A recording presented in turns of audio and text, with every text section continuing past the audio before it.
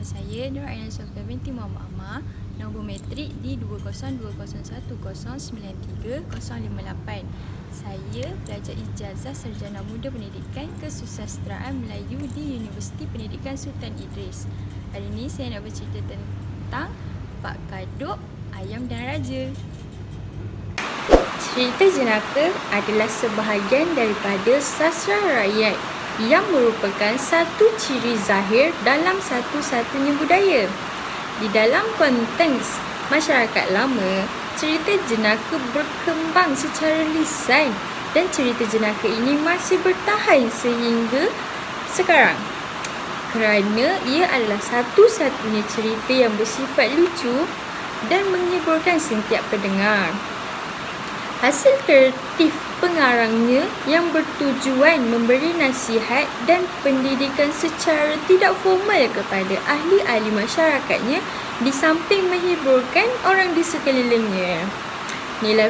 Nilai moral diresapkan ke dalam karya-karya atau cerita-cerita tersebut.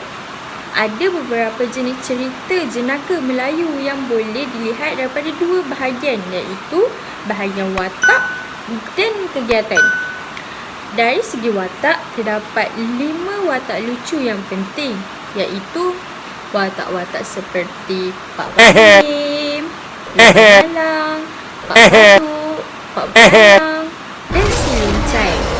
Mari kita dengar cerita kisah Pak Kaduk, Ayam dan Raja.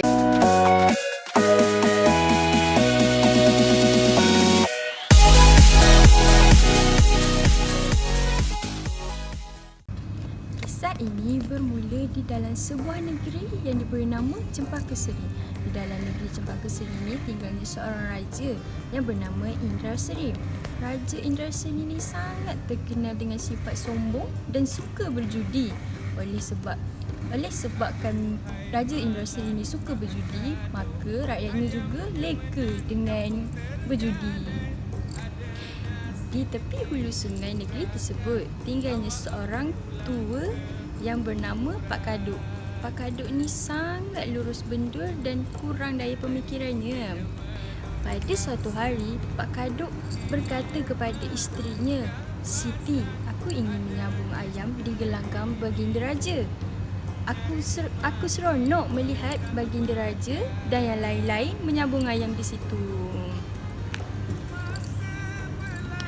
Kata Pak Kaduk lagi, "Apa kata kita bawa ayam kita sekali? Ayam kita sangat bertuah. Kita boleh pertaruhkan kampung kita dan kalau kita menang, kita boleh dapat duit," kata Pak Kaduk kepada isterinya. Isterinya pun berkata, "Pergilah awak menyabung. Bawa ayam kita sekali."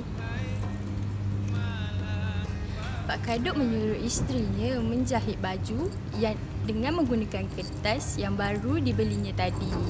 Lalu isterinya pun berkata, "Macam mana nak menjahit baju ini dengan menggunakan kertas?" Selepas itu Pak Kaduk pun berkata, "Tak payah jahit, tampal je baju itu dengan kertas-kertas. Lekaslah, aku mahu ke gelanggang Baginda untuk menyambung ayam."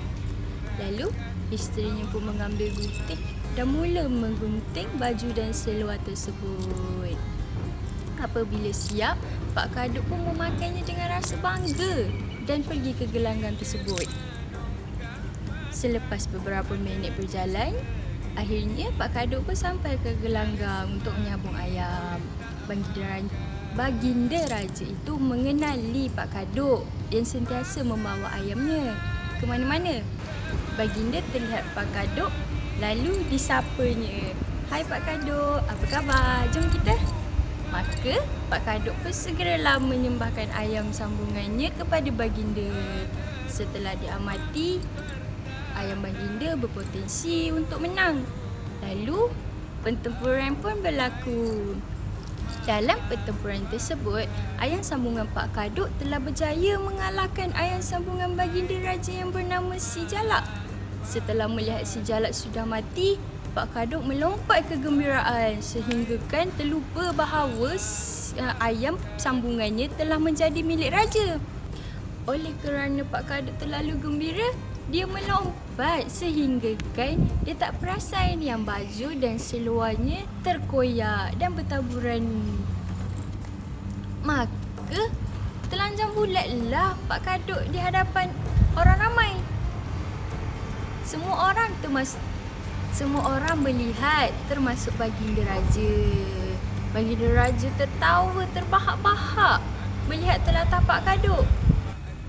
Oleh kerana Pak Kaduk terlalu gembira sehingga kan dia tak perasan yang seluar dan baju kertasnya terkoyak dan bertaburan.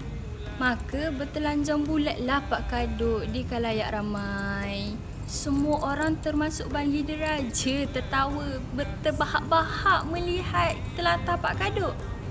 Baru Pak Kaduk perasan bahawa pakaiannya sudah terkoyak semuanya. Pak Kaduk berasa malu lalu terus melarikan diri tanpa menoleh kiri dan kanan. Baginda pun berkata, malang sungguh Pak Kaduk, ayam sambungannya menang tetapi kampungnya tergadai. Pengajarannya yang ingin disampaikan ialah agar kita jangan mengamalkan sifat suka berjudi, kerana sifat seperti ini akan membawa akibat yang buruk, iaitu membawa kita kepada papa kedana ataupun kita akan jadi miskin. Sifat suka berjudi yang ada pada Pak Kaduk menyebabkan dia telah kehilangan semua harta bendanya. Sepertinya dia kehilangan kampung halamannya akibat dia kalah menyambung ayam yang dianggap ayamnya telah menang, tetapi kalah sebabnya ayamnya dah ditukar kepada raja. Pak Kaduk bukan sahaja kehilangan harta bendanya tetapi juga mendapat malu kerana bersorak keriangan apabila dia melihat ayam sambungannya menang. Tapi dia lupa yang ayam sambungannya tu telah ditukar dengan raja. Oleh yang demikian, melalui cerita ini dapat memberi panduan dan pengajaran kepada khalayak ramai supaya jangan mengamalkan sifat suka berjudi, kerana sifat berjudi ini akan memakan diri kita sendiri. Sekian, terima kasih. Sauh di Labuh Bayu